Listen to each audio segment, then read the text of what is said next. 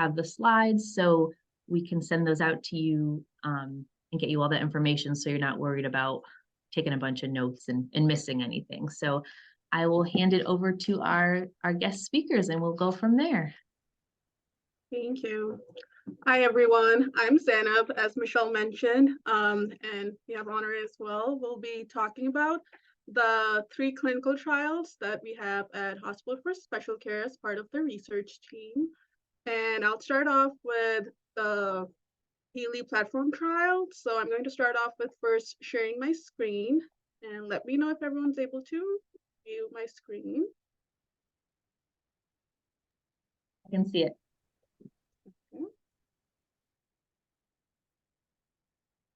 Right, so just an introduction for us. I'm Zainab Iqbal, as Michelle mentioned. I'm the research coordinator at Hospital for Special Care. And we have Honora as well, who's the research manager. She's also the study coordinator and multiple other hats that she wears at different times as needed. And we're very excited to have everyone present today for the clinical trials that we will be talking about. I'll start off with the Healy ALS platform trial.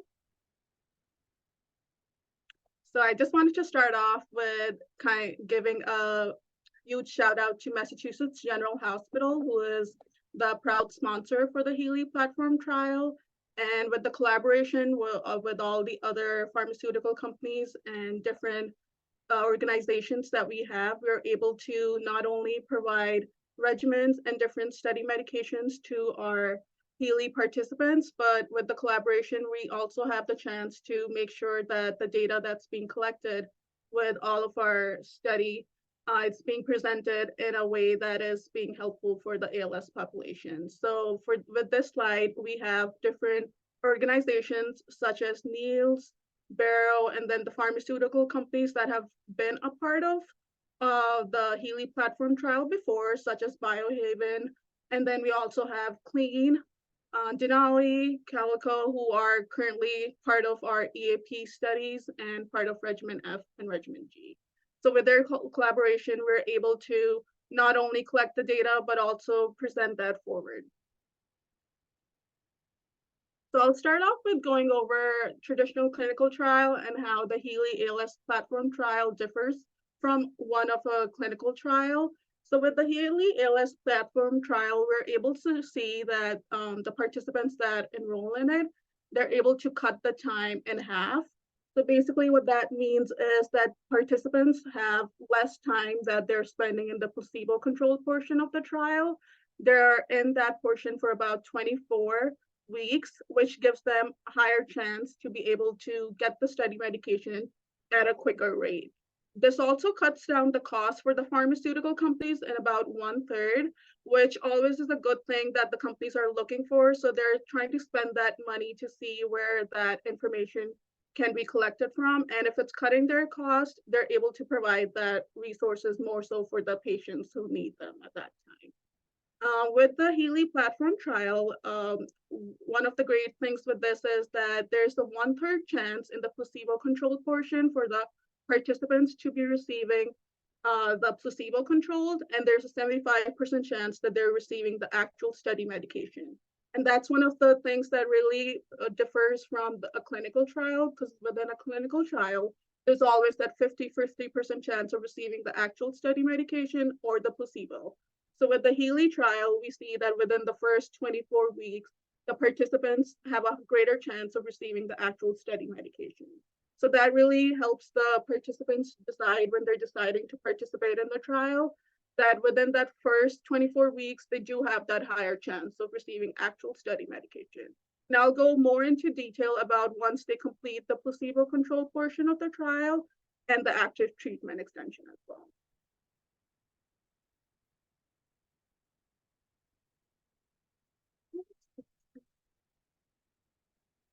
So with the Healy platform trial, it's one main protocol, and it's a phase 2 and a phase 3 trial. So there's one single IRB, that's the central one. And as you can see, the Healy trial started enrolling participants in 2020, and that started off with Regimen E.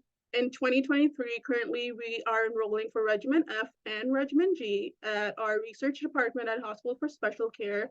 We have enrollment open for both of those regimens, and we're doing great with the enrollment, getting our participants in as quickly as we can.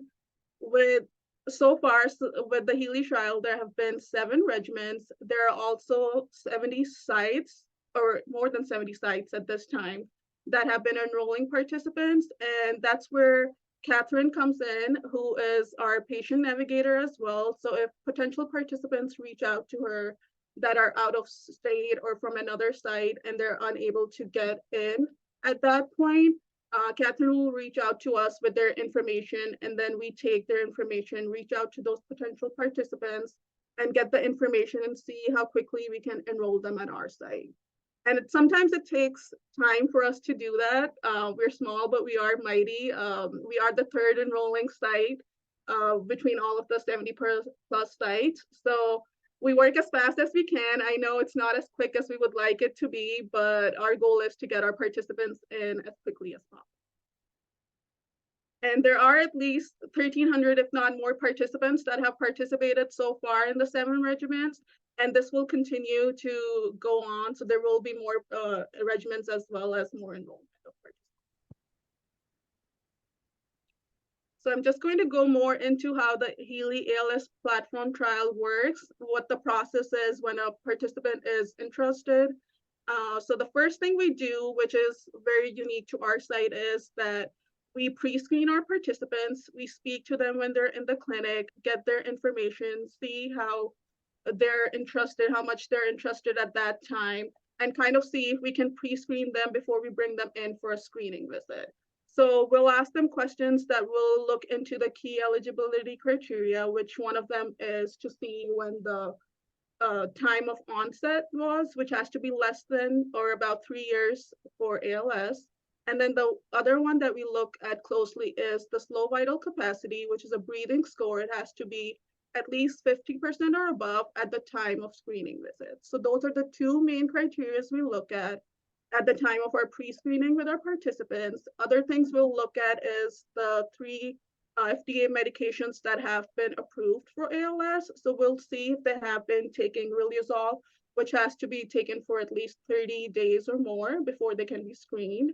And if they're taking radicava, they have to complete 1 cycle of that before we can screen them. And then the same thing with Relyvrio as well. They have to be taking it at least for 30 days, if not more, for them to screen for the Healy trial. So once we do those pre-screening questionnaires, which our goal is to make sure that we don't bring anyone in without making sure that they will qualify for the study. So these questions, this information is received from their medical records. We'll speak to the participants on the phone, email them, get that information. Once it looks like they'll be a good fit, we bring them in for a screening visit. At that time, we do their breathing test, other assessments that are part of the screening visit, and we'll get the results back, contact them, make sure everything looks good. Dr. Whitaker looks over the information and says that they qualify to participate in the trial. After that, they'll be randomized into one of the trials. Currently, we have Regimen F and Regimen G that's enrolling. So once again, they have the possibility of being enrolled into either one of those regimens. And once they're randomized into a regimen, they have that possibility of either 75% chance of getting the study medication or a 25% of chance of receiving the study medication in the first 24 weeks of the study. After that, once the participant completes the 24 weeks of the randomized trial, they go into the active treatment extension, which at that point, they're 100% receiving the study medication. So based off of which regimen they're in, once they have completed the 24 weeks, they go into the active treatment extension and they're fully receiving the study medication. Now with the active treatment extension, the time period for that is different for each regimen, but the information that's collected over time is looked over by the medical monitors, the study team, and they will continue to look over that information to make sure that that's something that they will continue with the regimen. And if they need to make any changes to the protocol at that time, that's when we'll find out. Okay. So with the Healy platform trial, each of the regimens that have enrolled participants before, so regimen A through E, and now F and G, they all share the placebo data. So if you can see from the left part of the slide, all of the active or all of the shared placebo from all of the regimens is data that's collected, that's looked over and compared to all of the other regimens as well to make sure that there's enough data that's looked at, and it's also providing them to see what the difference could be.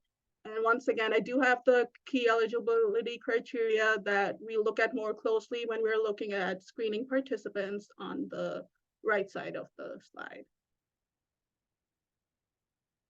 Right, so just an overview of how far the Healy platform trial has come within a very short span of time. So we started off with regimen A in about summer 2020. You can see that it went on for quite a while. Same with regimen B as well. And then regimen C is one of the EAP trials that we do currently offer at our site as well. So we'll be talking about that a little later too. Regimen D is also being right now considered for a phase 3 trial.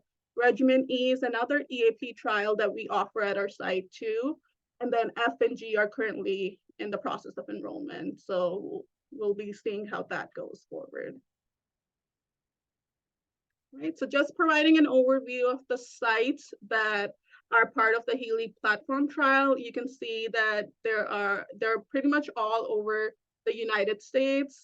We are one of the top 3 enrolling sites for the Healy platform trial.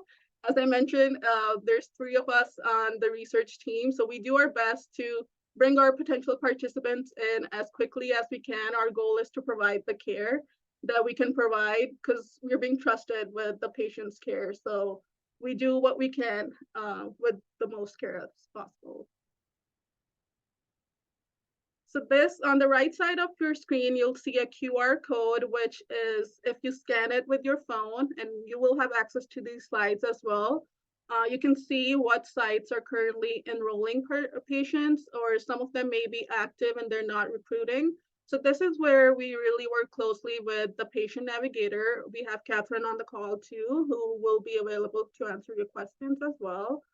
So anytime, let's say there's a site that may be active, but they're not currently enrolling, and if they happen to be near us, or if there are participants that are interested, but they're not near a site that's currently enrolling, Catherine will reach out to us with their information. She'll introduce them to us, and we'll take their information, we add them to our patient interested tracker, and we do go from there to kind of make sure that we can get them in either the Healy platform trial, or if possible, for one of the other EAP that we have access to. And this slide provides you with just another QR code on the right side, which will take you to the Mass General website, and it has access to the webinar for the current regimens that are going on. So regimen F brochures, any lumbar puncture, which is one of procedures that's part of regimen F and regimen G as well. We provide this information to potential participants when they come in to meet with us too, but it's always nice to provide them when they can go home and look at these in their time as well. So these will be available to you afterwards to look at, and it's very helpful to have this information when someone's trying to decide if they would like to participate in a clinical trial. When they're in the clinic, it might be too much information that's being presented to them at one time. So to have this access that they can watch webinars, they can hear from other participants who are currently participating in our research department, to hear their feedback, it kind of puts them at an ease and they know what to expect as well. And they can always reach out if they have any questions to us as well. Okay, and as mentioned, we work with a great patient navigator team, which includes Catherine and Allison. And they really do work with the patients, their families, caregivers to provide as many resources as available. So on the right side of the screen, you can see that they provide resources, whether it's through emails, phone calls, Zoom calls to ALS families. They also use an online eligibility checking tool, which once again is part of the pre-screening process. So they'll go through that with the potential participants, or they'll recommend them to kind of provide that information to us, so we can move along with the screening process and make sure that they will be eligible for the Healy trial.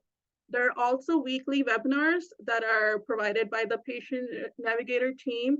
So they include guest speakers. They'll have Q&A sections, which patients or interested patients can ask questions about. They are every week, and there is a QR code on the next page and a link which you can sign up for if someone's interested in attending those weekly webinars. And then they also provide drug science Q&A webinars, which they have done for regimen A and F so far, which once again provides a more in-depth look for what the study medications are actually doing for each regimen. And it's very interesting because the participants or potential participants will ask questions about what actually the study medication's goal is. So they'll look into that as well, and they'll have medical monitor or a team that can answer those questions too. So this is the information for Catherine and Allison as well. You can email the Healy platform page as well to get more information. These slides will be provided to you, so you'll have the links and the QR codes at a later time. I do want to say there is a webinar in the evening today. That's the weekly webinar that's done every Thursday, which will answer any questions that potential participants have. And there is a speaker, Amanda Lee from ELSA, that will be there as well. And there's one next week too. And just an overview for the Healy trial. So, because it is a phase 2 and a 3 trial launched in 2020 with 70+ sites at this time and 7 investigational drugs. We are very grateful for the participants that we have, and we have the chance to kind of make sure that the regimens are providing and collecting the data that's possible. It's looked at for the past regimens that have stopped enrolling. The data is looked at a very frequent time. So that's when it's decided if it will stop at that time or ongoing decisions are made. Okay. And we continue to learn about biomarkers and points that are collected in the trial, which our goal is to make sure that the shared placebo from all of the trials is used going forward as well. Right. And now we'll talk about the EAPs.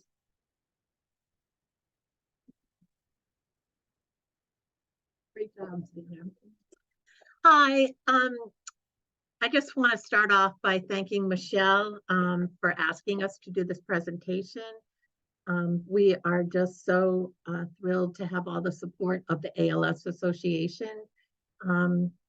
Having a disease like ALS really takes a village, and the ALS Association is a huge part of that. Michelle has done a phenomenal job, and we are very grateful for her. I'd also like to thank Mass General Hospital. We have a great rapport with them, and we hope this is ongoing for many years to come. Because of their support, we have been able to offer many of these programs to the participants in Connecticut, Rhode Island, Pennsylvania. So thank you so much.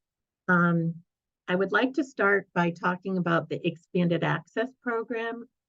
This is something that's really dear to my heart.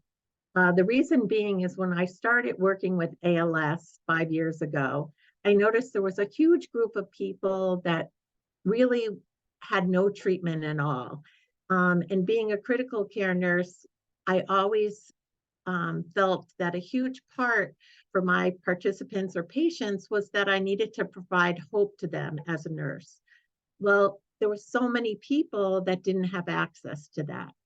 So about 2.5 years ago, we have to thank all the ALS community because of our high enrolling site, as Sanib said, we're very proud of.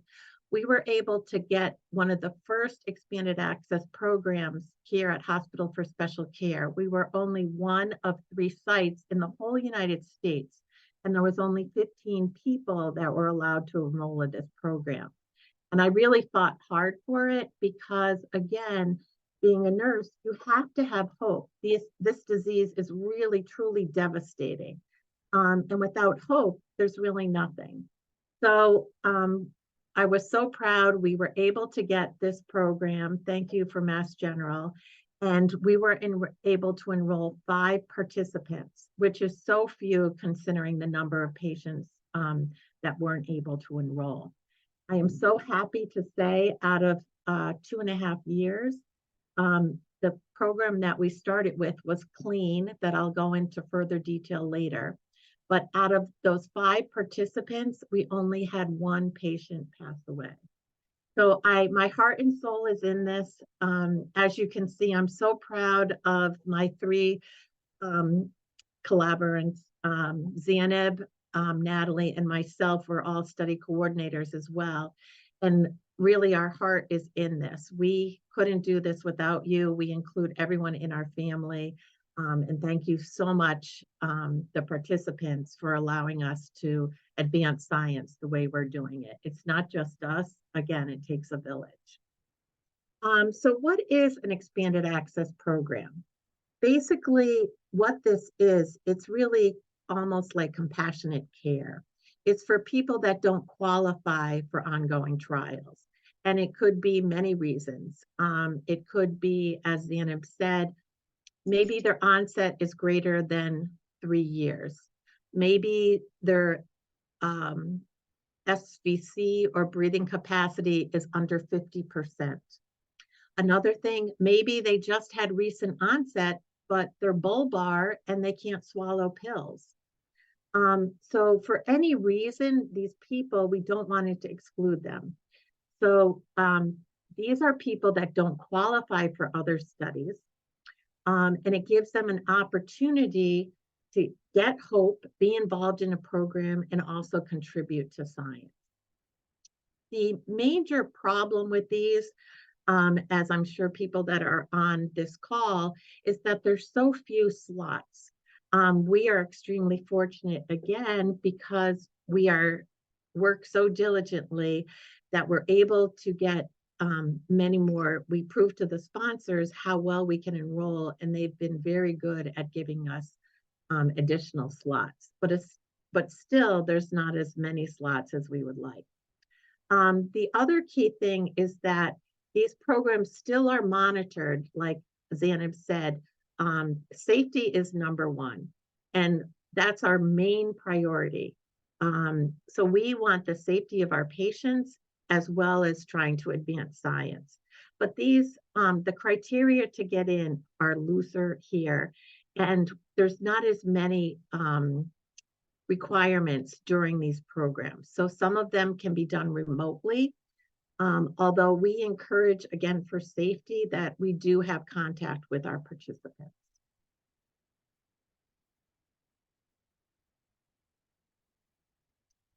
I'd like to start off, we do here at Hospital for Special Care have 2 EAP programs, which I'm thrilled about.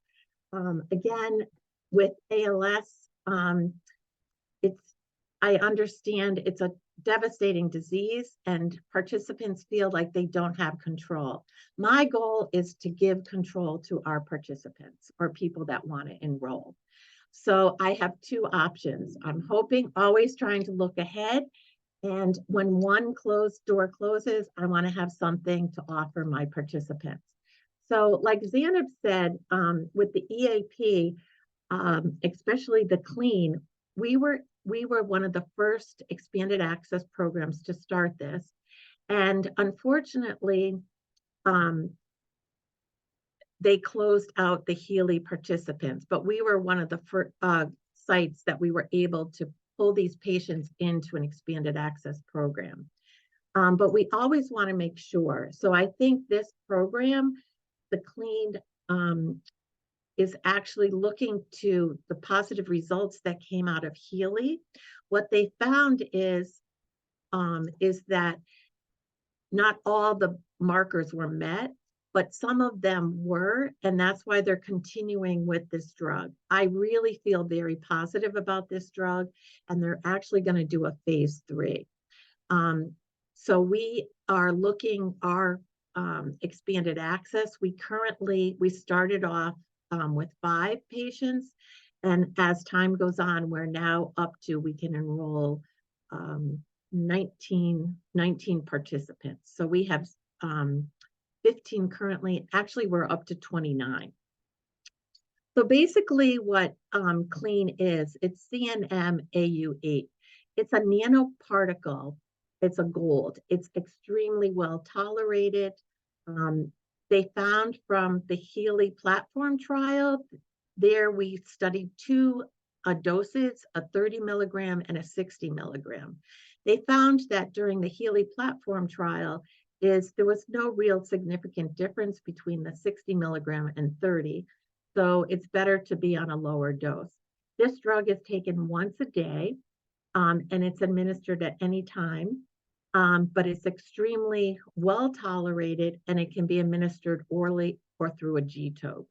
So the great thing is that anybody, even with bulbar onset, can be involved in this study. Basically, how the drug works, it's acts to drive energy production while lowering the harmful effects of the oxygen radicals that generate as part of the ATP production process. So all of these studies that have been improved for drugs, Radicava, Rilivril, Riluzole, all are working actually as a combination. So we think that all these drugs, they work on different parts because we don't actually know what one thing causes ALS. So it's really looking as like a combination of drugs to help ALS. And our goal is these drugs don't cure, but they actually slow the process. And what we have found from previous research in Healy is that patients that have taken CNM-Au8 have actually prolonged their time in being put on non-invasive ventilation. And they also found in the Healy platform trial that the longer you were on this drug, the better the results showed. So being part of an expanded access program, you're actually helping science because you're on this for a longer period of time, and we can actually see and what the results will be. So it's extremely beneficial. One of the things with the EAP program objectives with CLEAN is basically they want to look at the ALS FRS progression, and it involves 300 people. And again, you can see some of these expanded access programs. There are 20 sites currently now. Our current EAP expanded from 3 to 20 sites, and overall it's 300 people. But again, because of funding and the cost of these drugs, that's where my heart goes in, because I want people to be involved in studies. By paying for these drugs out of pocket, we saw how difficult it is, and it's just devastating. So we try to get as many people involved in our programs. I know everyone's anxious to hear the results, but until the results come out, all this drug is provided for free. So that's a huge benefit. Unfortunately, the difference between the expanded access programs and, say, our Healy platform trial, because there's not as much funding, we don't provide reimbursements to come to our sites, which normally we give a fee for patients to help them with parking, gas, meals. With the expanded access, that isn't provided, but we do provide drug free of cost. Basically, also with the expanded access program, they're not looking for every single adverse event. The reason being is these drugs have already been studied. So we know the safety of these drugs, and we're really, again, trying to provide this for people who can't be in a study. So we already know the safety of these drugs, extremely safe. So the only thing that is required in these expanded access is adverse events that are related to the drug itself. We still, if anyone gets hospitalized for any other reason, we still track that. So basically the eligibility criteria for the CLEAN EAP, it's pretty kind of open-ended. You definitely have to have a diagnosis of ALS. You have to be 18 years of older. You have to be able to provide written consent.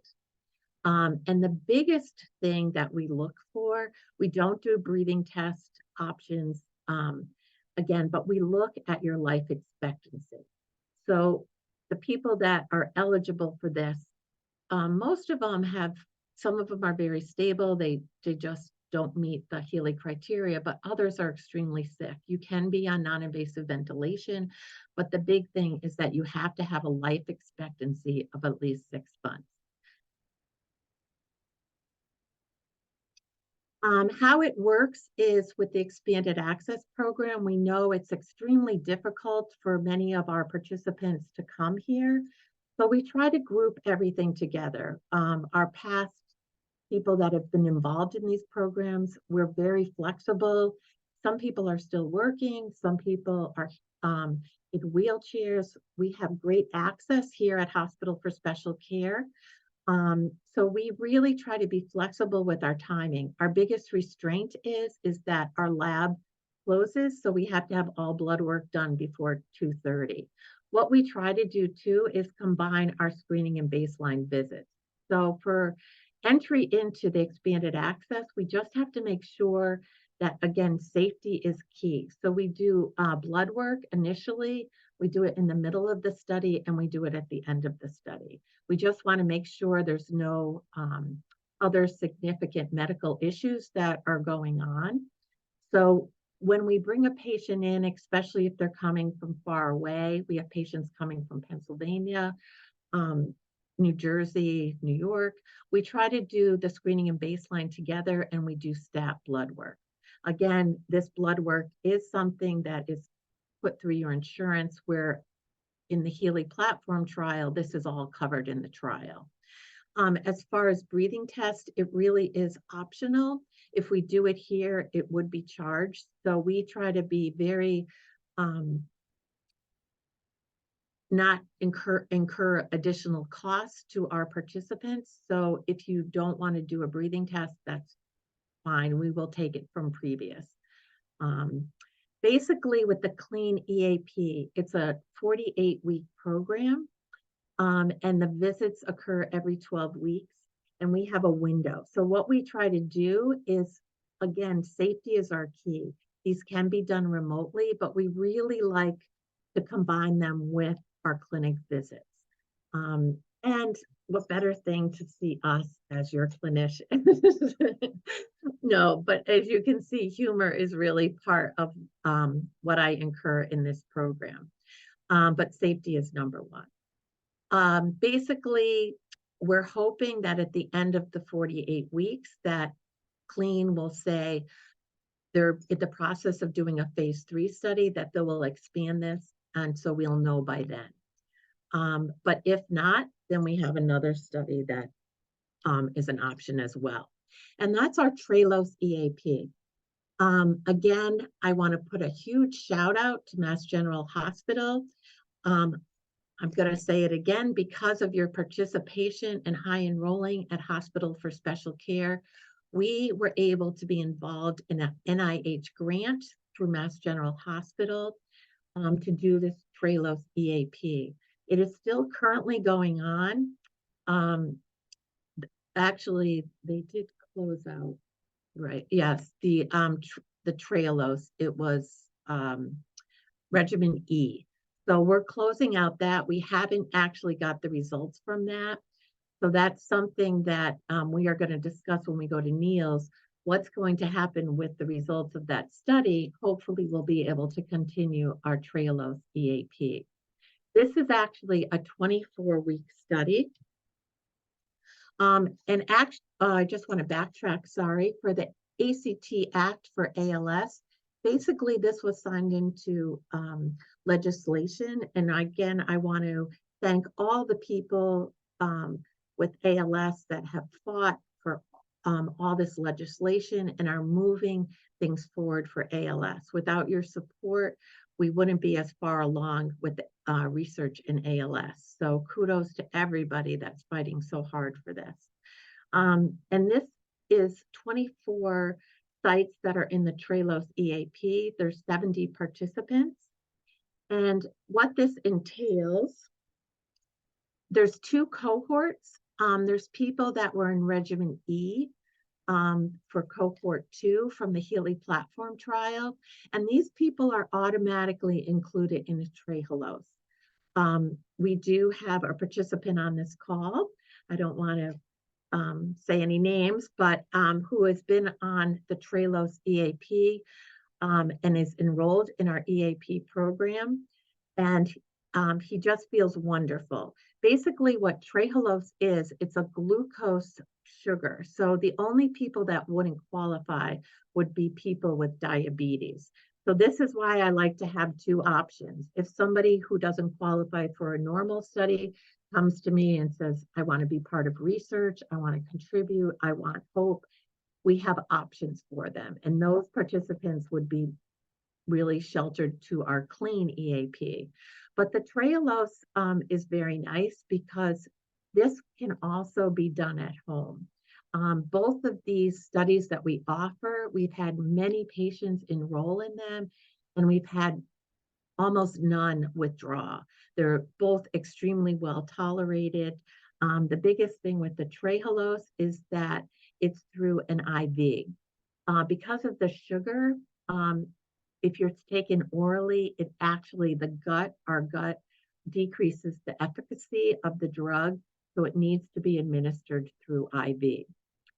Cohort 1 are people that come to us that have never been, they call it naive, never had experience to Trehalose. So those people would actually receive the infusion here for the first 4 weeks. And the time of the infusion, it's either an hour or an hour and a half, and it's weight-based. But the good thing is many of our participants, as they're more advanced, they have difficulty taking in fluids. So this is one way we keep patients hydrated. And some of what I've experienced through my participants is the sugar, they get a high feeling. And unfortunately, I followed patients that have been taken off, were on regimen E, and still qualified for Healy, and they actually declined not being on the Trehalose. So this is another drug that's dear to my heart. I'm hoping that we get positive results for this. The great thing is that people that are on this drug, they don't have to come to the clinic every week. Sometimes that's a hard thing. So we are collaborating with a team called PCM. They're nurses that actually go to your home, and every week it's the same nurse, and they deliver the IV infusion to them, and we provide the drug. If you need any additional information, again, we have these for you that you'll be provided for you. And I just want to take a huge shout out. I couldn't be more proud of all the people with ALS. It's really taught me a huge lesson. I never take a day for granted. And that's why what I try to show my ALS patients. I'm going to get very emotional now because these patients are so strong. They have so much courage, and they have taught me so much. And for everything that they're struggling with, it's a horrific disease that just hits you in the time of your life. And again, we have to provide hope, and we give our heart and souls to you. And I really want to reach out to our previous participants. We're always trying to make our research here at Hospital for Special Care better. And they do have an advocacy program, which I know once there's a loss of a spouse or somebody else, that they want to give back. So there is that. And Catherine, we have information for that too. You can be an advocacy because your word really matters. Taking care of a loved one, even caregivers, you guys, it takes a village to do this. And we just want to thank you so much because we wouldn't be able to advance science if it wasn't for you. And I also, excuse me, would like to have advocacies for us. It's scary to get into research. You don't know what's being involved. We try to make it as fun here. We try to use humor. We try to lighten, But again, every day is such a blessing. And if we could have some people that have been involved in research, be during your talks, Michelle, kind of encourage them. We are a great group here. We really love our participants and they become like family to us. And any suggestions that you have on how we can improve